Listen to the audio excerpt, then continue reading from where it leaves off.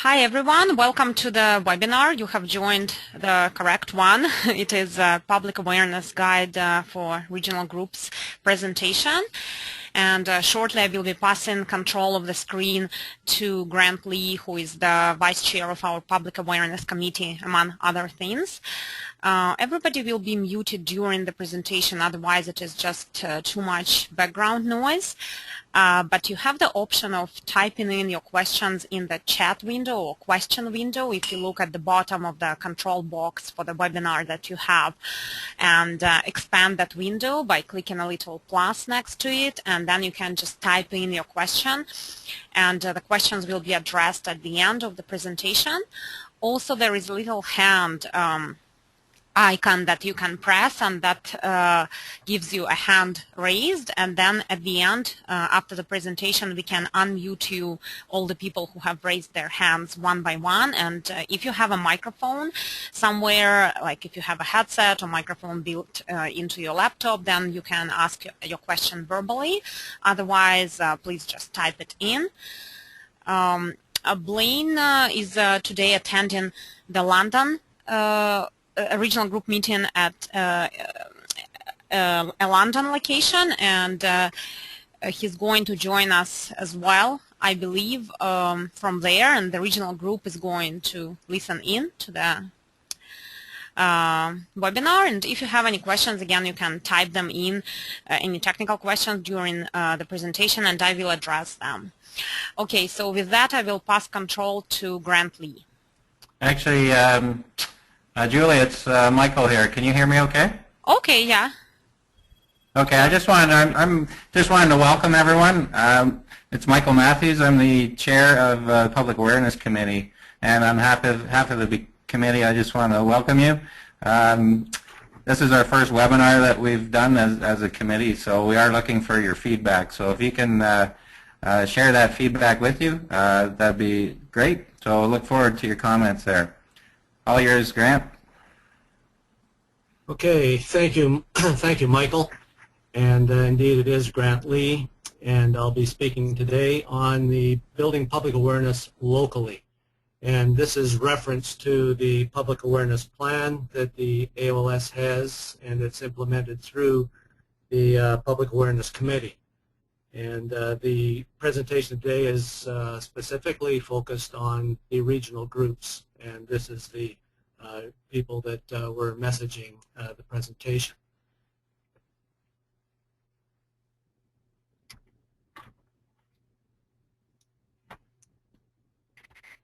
Okay, there is an agenda for the presentation today, and it'll take, I figure, about 30 minutes or so. It may go as long as 40. This is the first one we presented, as Michael said, so we're learning as we go through this as well on the speed of presentations, the slides, and so on. So this presentation is being recorded, and after it's done, we hope to post it on the new website so that people who have not been able to attend can listen to it later. And those of you here today, if you want to take a second listen to it, that will be available. So what we're going to do is we're going to talk a little bit about the Public Awareness Guide, what it is and so on, give it some context that is generally within the Public Awareness Plan. We'll talk about the content of the guide, and really it's an overview because there's so much information in it. There's education tools that have been prepared by the Public Awareness Committee over the years, and several resources. Some of you that are listening today have been involved in the creation of some of this material, and since your time it's been upgraded and it's still in use. At the end, there's a little bit of a discussion on holding meetings. If you have day meetings in your area, special events, there's a bit of information on that as well.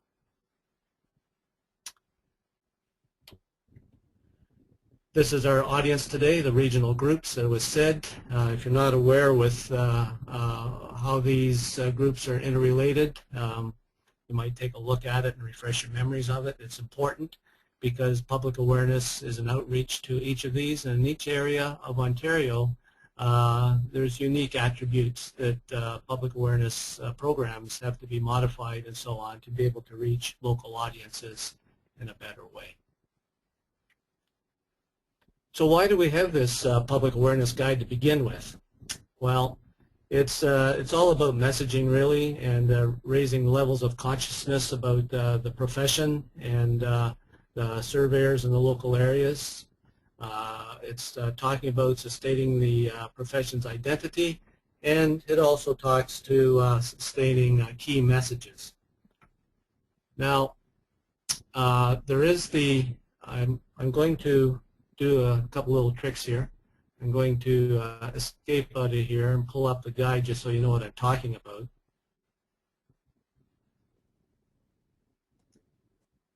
This is the document that was created somewhere around 2007 or 2006. And it's been upgraded several times since then. And within this document, there's I have to click on certain ways here to be able to move through the document. There are various pieces of information in it that detail many of the things that I'll be speaking about today. This document is online, and it is available through the new website. We've already put it there. So all you need is your username and password. You can access this document, and you can download it. So this is the document that I'm talking about today that has been created for use by the regional groups and introducing public awareness at the local level.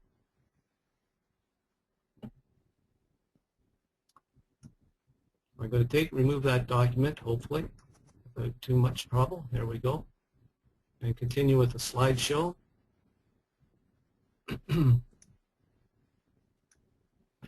So that's the reason why we're doing it. That's the guide that I'm talking about. And some of you may wonder, what is the Public Awareness Committee plan?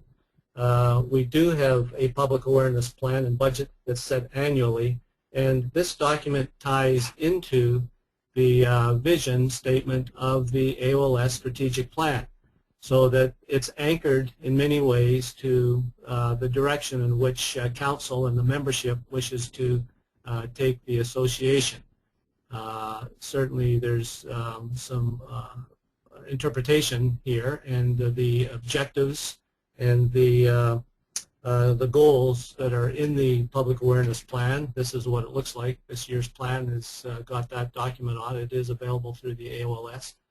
But it all ties into this statement here, which is which you can read there for yourselves. It's for the Ontario and Canada's an influential and respected association of geographic information professionals, protecting the public interest through our governance, professional, and business practices. So this public awareness campaign and the guide all ties back into the vision statement that's in the strategic plan. Well, how does this plan work? It's fueled by an integrated marketing communications plan.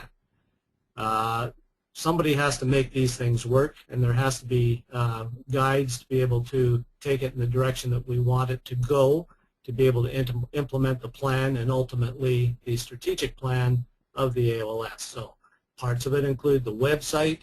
There's the AOLS Insight bi-weekly publication. The Ontario Professional Surveyor, which is commonly referred to as the quarterly. This is a premier publication, and it's well read across Canada, and it trickles into other places and other countries as well. There are public awareness tools available through Public Awareness Committee and the AOLS, and I'll be listing some of those later on in the presentation. The AOLS does get involved in a limited way with print advertising. We're selective on how we do this and where we put it, and these are all parts of the plan. Now, you ask, how do we know that we're being successful? How do you measure it? Well, this year we introduced, well, it was last year, about halfway through, we introduced a method of metrics so that we get an idea on how much material is being used, where it's going, and trying to get a handle on any of the results that may come out of it. So we're not just putting up a plan, firing it out, and sitting back and making another one. We do try and measure it. Following this slide we get into some of the public awareness tools that are mentioned in the guide that I had shown you earlier. One of the basic elements that you can use locally are news releases. These are something that can go into local media. If you're a member of the Chamber of Commerce, there's newsletters there. If you're a part of some of the community groups, you can release news releases there as well. But there is a format for them, and in the guide, the format is outlined. One of the things to remember when you're doing news releases is to write in the method of the inverted pyramid. The inverted pyramid gets all the important information at the beginning and the least important information towards the end. And there's reasons for this. The way people read nowadays and scan while they're reading, sometimes their interest never reaches the end, and sometimes space is a requirement in some publications, and editorials or editors will tend to edit these, and they may drop the end of the information anyway. So there is a style for the basic news release. That's in our documents, and it's there for reference. Another level of publication for public awareness at the local level are feature stories. There are provincial magazines that may have a local focus. There are local newspapers. There's local publications put out by several of the community groups, and certainly our industry has access to these, and we can tell our stories at the local level. So there's a guideline in the guide that talks to feature stories and how to put them together. Generally, they're a lot more lengthy, of course. They're 1,000 to 1,500 words. 1,200 words seems to be a comfortable level for most editors. Write in the inverted pyramid as you would with the news release, and keep in mind Kipling's 6 honest serving men, and that is answering the questions what, why, when, how, where, and who. If these are covered off in a feature story and put together in an interesting way, then definitely it'll be something that will be appreciated at the local level, and people will in fact read it. More about feature stories. Make sure there's a byline, who put it in, and be careful with photographs. Photographs are really important. I can say that regional groups, if you haven't done it already, you might take a look at setting up a library of local photos and images that you can use from time to time when it comes to local events. When you're submitting for feature stories, consider the JPEG file. It's most commonly used.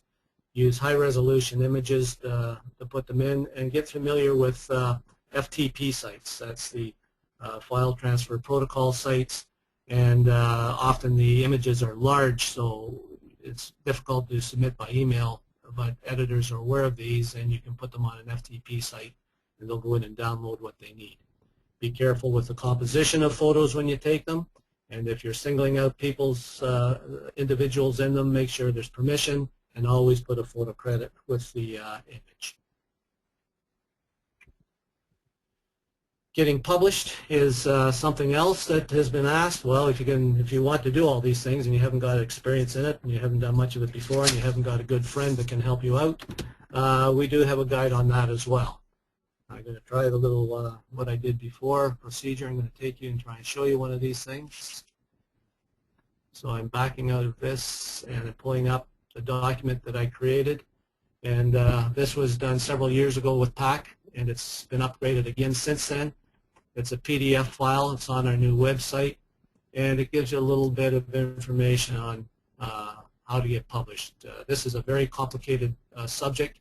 There's books written on it, but just for a little thumbnail, an idea of what you're looking at, this is a guide that we've created as well. So it's a companion piece to the local public awareness guide on how to get published.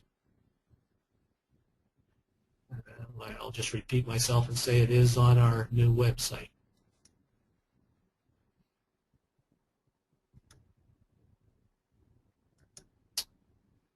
So help is available from PAC. The brochure is available. Getting good information and photos really is about 60% of the task. Once you get a good library of information, if you've got a story to tell, take some time and collect it properly, and then you'll be prepared to do a press release or a news release for it. Always keep in mind that wherever you're publishing it, there's deadlines that you have to honor. Editors have deadlines. They can't wait for us. We have to work towards their their deadlines. So be careful of that in the very beginning and work with your local media. Learn how to use internet technology for the submissions. And this is really important, that last item, get to know your editors. If you can get on the inside, get to know these folk, learn when specials are coming up in the community, what's on their mind, what's on their top of desk, what are the issues that they deal with. We can certainly prepare stories that will help the editors in their publications, and they will see us as a source of information, and it'll be much more easier for us to become published when they come to us as the source. Advertorials are something that I personally don't like, but they do come in from time to time, and that's when a politician or an agency of some kind will sponsor a book or a magazine in the local area, and that's when they're going to ask you for about $1,500 or $2,000 to write a profile of your company or a little bit about the industry within which you work. But it is paid advertising, and it's very expensive. But it is another way to promote the industry and our profession. And if that opportunity arises, then you might take a hard look at it and see whether you want to do it or not. But it is another option for raising public awareness at the local level, and these tend to come off of political desks. Mentioned before that AOLS does get involved in display advertising, albeit very limited. We do create an ad that we try and put enough legs to it that it'll last for at least 12 months, maybe 18, and then we change them again. Here's two examples of past ads that we've run in magazines like Municipal World, Milestones. There's a couple of others that I can't recall at the moment.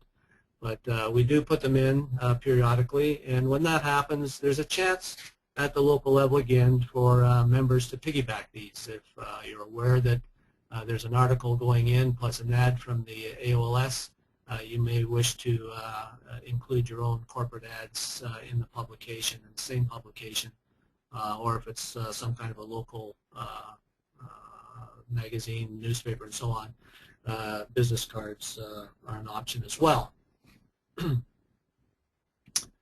Radio and television is something that the AOLS does not get involved in, but it has huge opportunities at the local level. At the national and provincial, it's very expensive. If you could think back several years ago when Professional Engineers of Ontario spent almost $1 million, or maybe it was $1 million for television advertising, it looked really effective for a while. But once the money was gone, there's been no more messaging, and I can bet you that there's not too many people in Ontario that remember the PEO ads. So we have to be careful with our monies and our efforts, our commitments when we go into radio and television, but it is something that can be very effective locally, because then that's where you have your cable TV stations and your local radio stations, and you can get involved in public service announcements. And when things like GIS Day come along, these are ideal venues to spread the word and talk about the industry and the profession.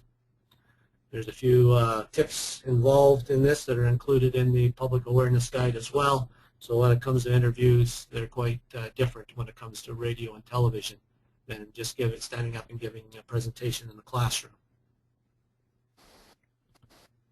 And this is a segue into public speaking and networking. Very effective for our association, very effective for our members to be able to tell their story. We can get into schools very easily, talk about talk at career fairs, university fairs. There's civic groups in our communities and professional groups as well. So this is a place where we can bring our messaging, our public awareness at the local level. And above all, remember that as good-hearted as we all may be, training is required. And from time to time, it's even good to have a refresher on giving a good presentation and public speaking. So in your local areas, there are associations, there's groups to be able to hone your presentation skills. You can get involved in chambers of commerce, give presentations, and from time to time they have courses as well to be able to help people become better speakers. Networking, of course, is an underlying component of it. You're not going to be able to say anything if you're not networked and connected with people that want to hear your story. Staffing exhibits is a wonderful way of showing and telling what we do. The association has different systems that are available for loan, but the cost of some of these systems, like the roll-up displays, and I'm looking at one of them down here in the bottom left corner, they're just little roll-up systems, and you can get those now for less than $600, including the graphics.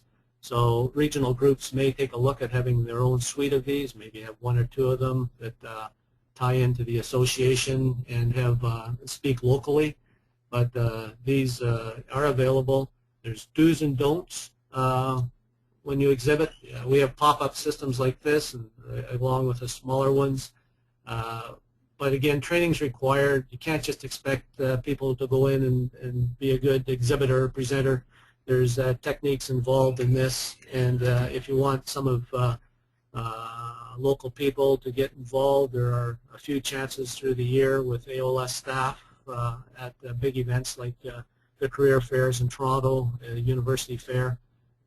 We talk to several hundred people on those 2 or 3 days, so it gives people a lot of chance to pick up some skills and get some inside information on how to staff a booth. But again, at the local level, ensure that there's plenty of people that can help with some training for staffing a booth. The net is really important to us. It's becoming more so throughout the years. We got involved probably in a bigger way, probably going back about 4 or 5 years. Before then, we just had our website. But since then, beginning essentially with the bottom line and now the AOLS Insight, we've got electronic newsletters going out, email marketing. When our products are pushed out, we can now measure and we can see who's opening the publications that we distribute through the AOLS. We have social media sites now and blogs that people can touch on. Our new site will have blogs available, very easy to use. We are on LinkedIn, YouTube, and Facebook. We do have videos on YouTube. There's the QR code that we have right now. It bounces into the YouTube channel so that people can see videos on careers. So we can change the URL on our QR code to put it anywhere we wish. But right now we thought it was more important to focus on the YouTube channel and any videos that deal with careers. Above all, when we're creating these things and you're building your outreach at the local level, remember the 4 generations. We had this presentation to us about 3 or 4 years ago now, and it was one of the most important presentations that I've ever touched base with over several years. People are different, and we are reaching out to the traditionalists, the boomers, Gen Y and Gen X. And if you make all of the presentations at the local level the same way, you're not going to be talking to a wider audience. So mix it up a little bit when you're presenting locally, appeal to the different generations, present in ways that they're more likely to listen to us and receive the messages that we're presenting. Education tools and resources are what I mentioned earlier that we have, and they are available through the AOLS. They are available in digital files. One thing that we really request of the regional groups is when you take information from corporate, customize it for the local level, especially the PowerPoint presentations.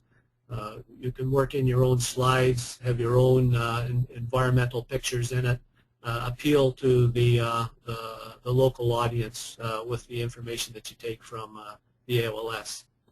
I have one here that I can click on. I'm just going to try and demonstrate how easy it is.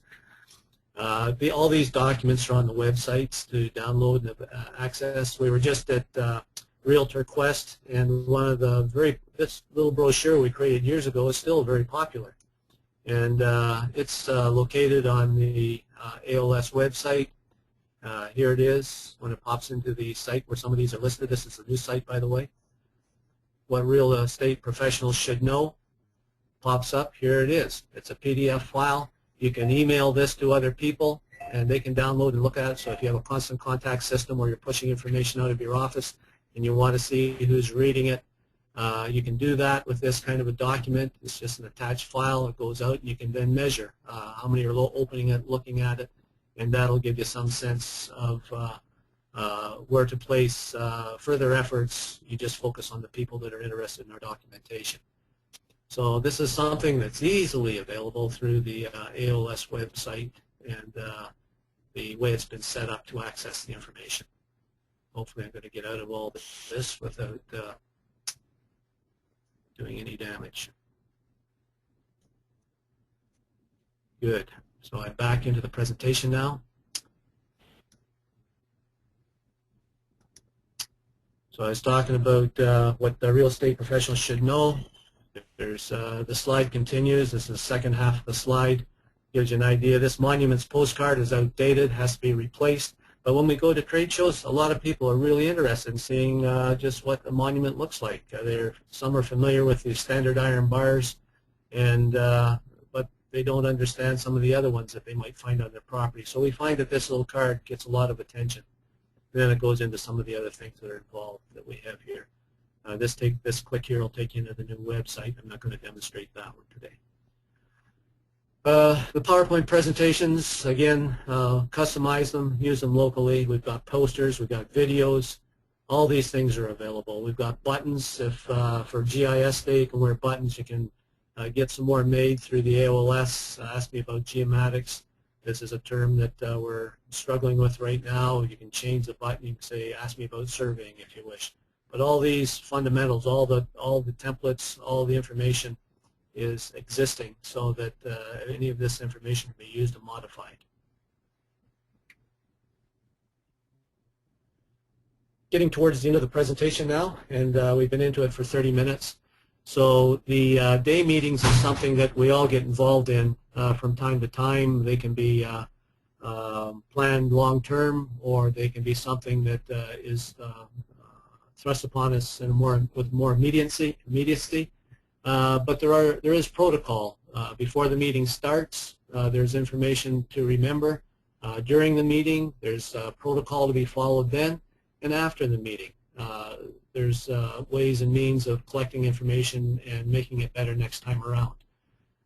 But above all, when you're holding these day meetings, remember that it's showtime. People want to be entertained nowadays. You can't just go into these meetings and expect to deliver education or deliver information. It's showtime. So you've got to make the sessions interesting, and people will remember a good meeting rather than talk in a negative way about a meeting that didn't work so well. So remember it's showtime and do the best you can to create the environment where people will remember what was said. Last couple of slides coming up here. Why are we doing all this? Public awareness campaigns. Well, they might help attract younger people into our career, and older people as well. They might direct them into the profession in different ways as technicians, technologists, and so on. So it's a way to help grow the membership, and in a way, if a member that is retiring or about to retire in a few years can bring on a new member while they're going about the process, it's one way of keeping the numbers up instead of steadily declining like some of the patterns that we're seeing. So it's a way of helping grow the AOLS membership. And of course, getting involved in some of the public awareness activities can contribute to continued professional development points. And there's an excerpt posted here as well about professional activities that qualify for it. And certainly raising public awareness of the profession and self-study is part of it. So it's time to get involved. This presentation has come from PAC, and it's a brief overview to try and get people excited about public awareness programs that you can do locally.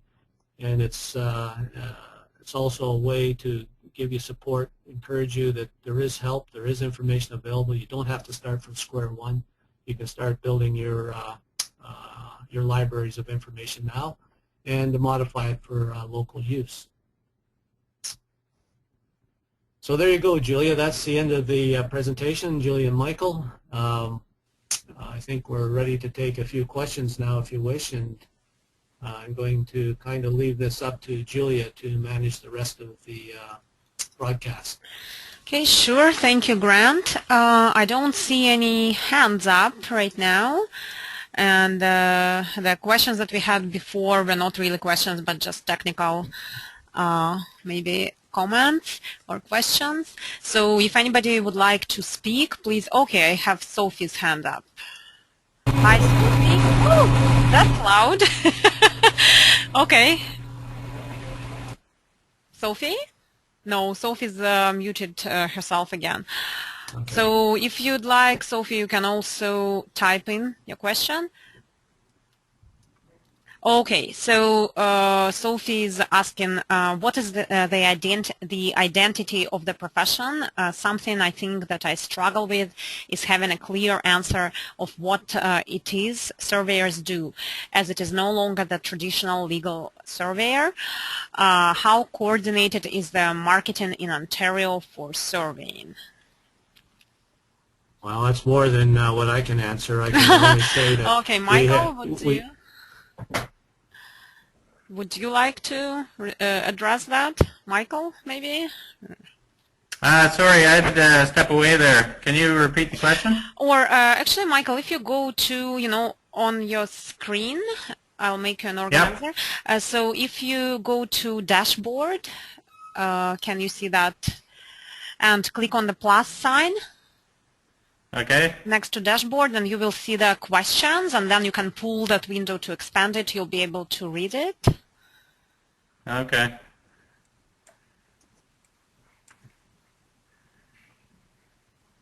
Did you find it? I see the questions. Yeah, and then if you click on the number next to the questions, and then it opens up a little window, and then you can drag it at the corners and expand it. Oh, okay. Okay, there's quite a few. That's good. Well, mostly... So am I at the bottom then? Yeah. Okay, so yeah, it starts with Sophie, really, the real questions, and then we have one from Simon. Okay. So I'm looking at Sophie's then, or am I looking at Simon's? I guess it's Sophie's first, in the time of that we received them. Oh, okay. I'm just reading it here. What is the identity of the profession? Something I think that I struggle with is having a clear answer of what it is surveyors do, as is no longer the traditional legal surveys. How coordinated is the marketing in Ontario for surveying? So I think the first part was the identity of the profession. I think I agree with you. It has changed, Sophie. We have had change throughout the profession. We're not just doing plans and surveys anymore. We're doing more than that. And the way the technology's gone with GPS, with handheld technologies, with imagery, all that information's available. So I know in our business line at the Ministry of Transportation, we've certainly expanded our responsibilities to get into geomatics, like the full-blown geomatics with GIS, and creating products that way. So it is more than just traditional legal surveying, boundary surveying. So I think the struggle or the challenge is that that's one business line, and I know there are other companies that do that as well. But there still are traditional surveyors as well, which are doing the legal surveys, boundary surveys, subdivisions, and that. So and there's nothing wrong with that.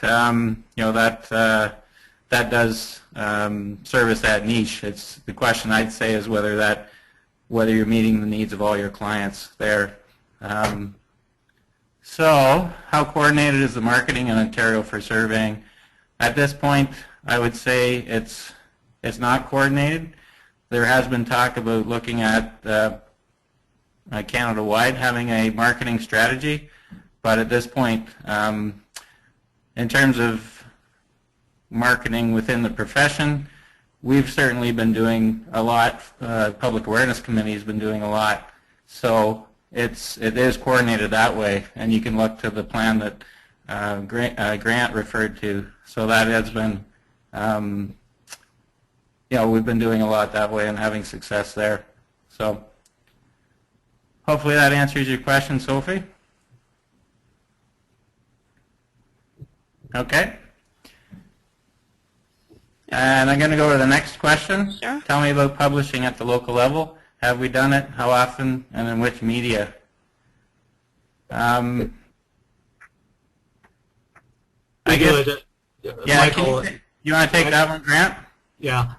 We don't publish at the local level. That's why we're presenting today, to get the regional groups involved in this. You have to get to know your whatever is published locally, newspapers and so on, chambers of commerce magazines and so on. At the provincial level, we do publish in Municipal World. We publish in Milestones. We publish in the publication of the Common Ontario, I think it's the Ontario Regional Common Ground Alliance, their publication.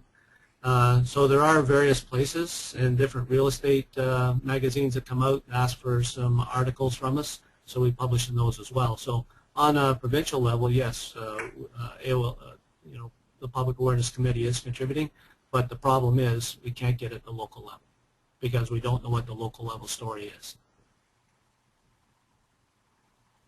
On the flip side of that, we do publish in other magazines, so we'll have we bring awareness through articles. So we've done that for a number of years now in different magazines. We also are just getting into some newsletters where we did some with the Teachers Association, the School Counselors Association, where we did some marketing that way. So, and that was through their association. And then we move on. So does that answer your question, Simone? Okay, thank you. And the next question from Dave Wiley. What is covered in the metrics and how long have they been collected? We started collecting metrics just at the beginning of last year, so January 2012. And there's a mix of different metrics there. They're all identified in the current 2013 awareness plan. So we are looking at the website, the different hits that we have. We also look at, we target how many outreach events. We're looking at actually doing more of that to try and track how much outreach is going on. Do you want to comment as well on that, Grant? You report quarterly on the metrics there. Correct. PAC does have a document. It is available if anybody wants to see it. It is a document that will never be complete because it's always adding new data to it. We try to report on a quarterly basis, and we take a look at the numbers that are coming out of our LinkedIn site, Facebook groups, YouTube hits, what videos people are looking at. We take a look at the pages. Well, we will be able to take a look at the pages on our website to see how many unique visitors we have, what they're looking at, who the repeats are. We track all that.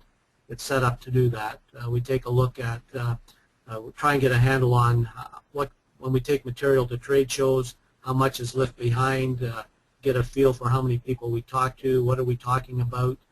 And in some cases, when members are helping us at trade shows, they can actually count the number of cards that they give out, and they may end up getting phone calls that have to do with projects or any other inquiry that may come back through that particular event.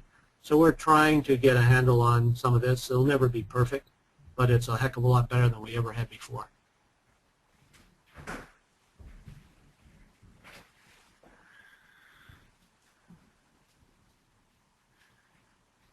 Sophie's got another question. Was wondering if there's been anyone looking into getting some infographics made up showcasing the demographics of the association, remuneration, and possible pathways. That did come up in their strategic session just a couple of weeks ago, and so we are going to be looking at that. We'll look at that at our next meeting of the Public Awareness Committee.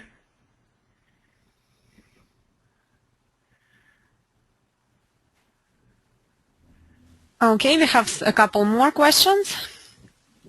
Okay. From Brian. Michael, if you want just to keep going. Okay. Your presentation mentioned reiterating key messages. Where would we find those? The key messages, actually there's a good section on brand in the Public Awareness Guide there, Brian. The Tactical Awareness Plan touches on that. And so if we refer to that document, I think you'll see and get a little bit more information on the brand and how we address branding the association's message. Whether you're a cadastral surveyor, whether you're a geomatics professional, a GIM, it's all very similar branding.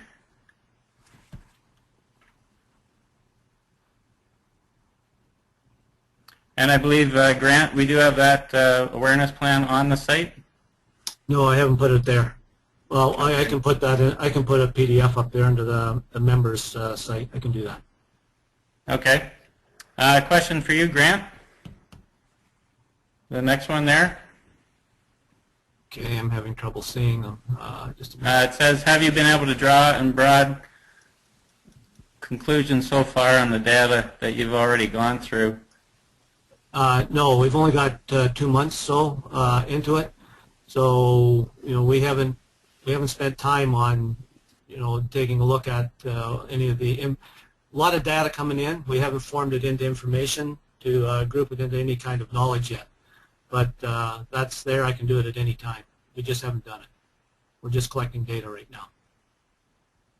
I did look at some metrics though, like the end of last year when we were setting up the awareness plan for 2013, and we did see an increase in the number of hits of our video. Now that did time well with the school calendar coming into place, but it also timed in with us attending some outreach events. So some of these metrics are difficult to exactly nail down, whether you do something and you see a result. There are some trends. So the whole metrics thing, it comes down to time and effort to try and be able to determine if you're getting some success. We are going to talk about it some more as a committee and see what we can do that way, and so that we can present on those metrics. But if you look at our summary from last year, at least the fourth quarterly report, we do have some good metrics there, just in terms of what we've done, throughout that course of the year there.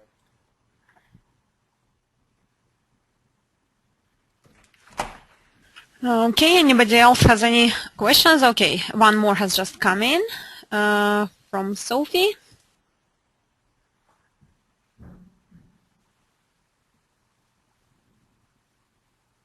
Actually, the new website, the committee has met once to look at to improve what's on the website.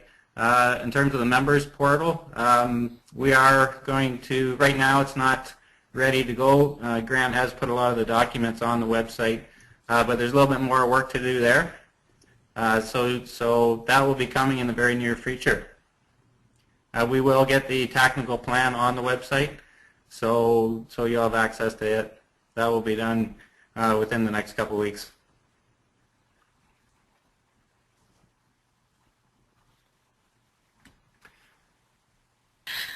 Okay, well, thank you, everyone. On behalf of the committee, I do want to thank you for taking the time to attend.